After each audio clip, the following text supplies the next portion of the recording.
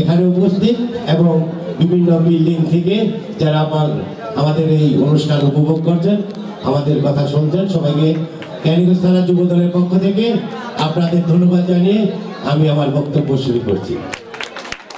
আজকে এখানে আমি উপস্থিত হয়েছি আমি মেহমান হিসাবে।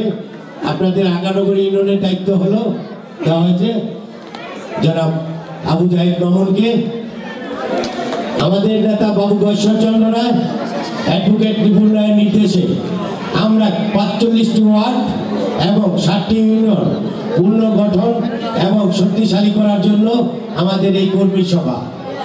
এই কর্মী সভার মাধ্যমে আমরা ৪৫টি ওয়ার্ডে শক্তিশালী করব এবং প্রতিটি ইউনিয়ন যুবদল শক্তিশালী করে আমরা আগামী দিনে জাতীয় নির্বাচনে এই যুবদলের মাধ্যমে বাবু ঈশ্বরচন্দ্র রায়কে ক্যানিগঞ্জ ঢাকা ৩ থেকে বিপুল ভোটে জয়যুক্ত করব এবং জয়যুক্ত করে তার প্রেসিডেন্ট খালেদা জিয়া এবং তারুণ্যের অহংকার তারেক রহমানের হাতে আমরা বাবু ঈশ্বরচন্দ্র রায়কে এমপি হিসাবে উপহার দিব। আর আমরা ক্যানিগঞ্জে বাবু ঈশ্বরচন্দ্র রায়কে দ্বিতীয়বারের মতন মন্ত্রী হিসাবে আমরা পাবো। শেখ হাসিনার পলাতক হয়েছেন, কিন্তু পালিয়ে যাওয়ার পরও কিন্তু তার ষড়যন্ত্র, খুনি হাসিনার ষড়যন্ত্র কিন্তু থেমে নাই। বিভিন্ন পর্যায়ে বিভিন্নভাবে দেশে অশান্তি সৃষ্টি করার লক্ষ্যে বিভিন্ন ষড়যন্ত্রে সে এখনো লিপ্ত আছেন। তাই যুবদলের নেতৃবৃন্দকে অনুরোধ করব, আপনারা সবসময় সজাগ থাকবেন, সচেতন থাকবেন। এই শেখ হাসিনার সন্ত্রাসী যুবলীগ, সন্ত্রাসী ছাত্রলীগ, বিভিন্ন মেম্বার চেয়ারম্যানরা, সন্ত্রাসী চেয়ারম্যান এই যাতে কোনো অরাজকতা সৃষ্টি না করতে পারে, আপনারা সবসময় সজাগ থাকবেন।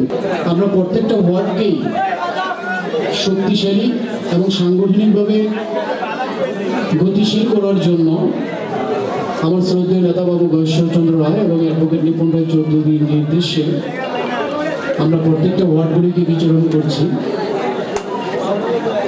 দলকে শক্তিশালী ভূমিকায় নিয়ে যাওয়ার জন্য। ওয়ার্ড কমিটি গঠনের ক্ষেত্রে আমাদের একটা জিনিস সবসময় মনে রাখতে হবে যে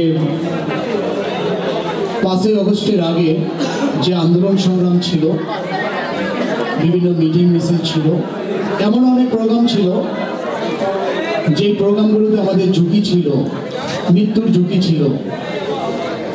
সেই প্রোগ্রামগুলোকে আমরা সাকসেস করেছি। সবার আমার খেলাইতে আছে না, দুঃখিত, মনে করবেন না। অনেক সুন্দর একটা আয়োজন করে সবাইকে ধন্যবাদ জানাই।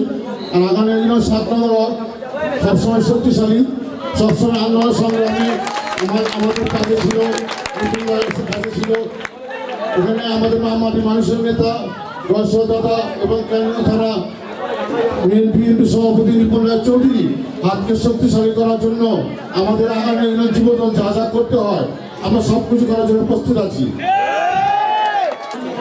পালিয়ে যাওয়া স্ত্রীর সাথে সম্পর্ক রাখা যেমন লজ্জার, পালিয়ে যাওয়ার নেত্রীর দল করা আমার মনে হয় তার চেয়েও বেশি লজ্জা।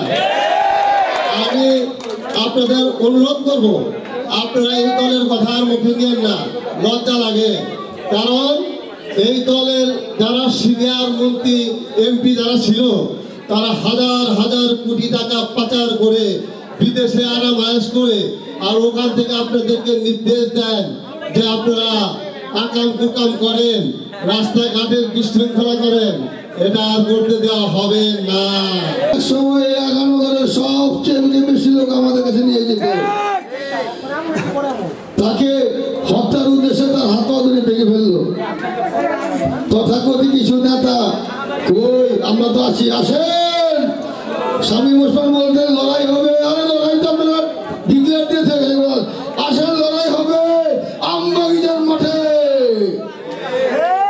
আমরা আছি, আমরা থাকবো।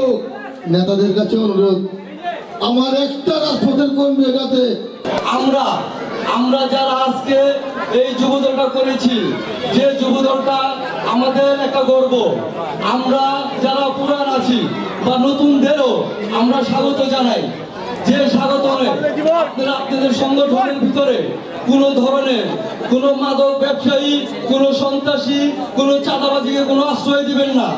যেন আমাদের এই সংগঠনের ভিতরে ঢুকে তারা কোনো ধরনের কোনো বিশৃঙ্খলা সৃষ্টি করতে না পারে। আপনাদের কাছে একটাই চাওয়া, যারা নতুন করে রাজনগর ইউনিয়ন যুব দলের রাজনীতি করতে চায় তারা দীর্ঘ 15-16 বছর কোন দলের সাথে রাজনীতি করছে এটা আপনারা ভালো করে যাচাই করে খোঁজ খবর নিয়ে দলে নেবেন। আর যারা আর কোনো মাদক ব্যবসায়ী মাদকাসক্ত কোনো লোককে আপনারা দলে নেবেন না। তারা যে দেশের একটা ভণ্ডামি রাজনীতি দল, তাদের ভণ্ডামি ছাড়া কিছুই নেই। কারণ তারা তারা ছেড়েছিল, তারা ডিজিটাল বলে, তারা ওই এটা বলে কিসের তাদের ডিজিটাল, কিসের তাদের ডিজিটাল চুরি, তারা মেগা প্রকল্প মেগা চুরি। কিন্তু সেই বাংলার জনগণ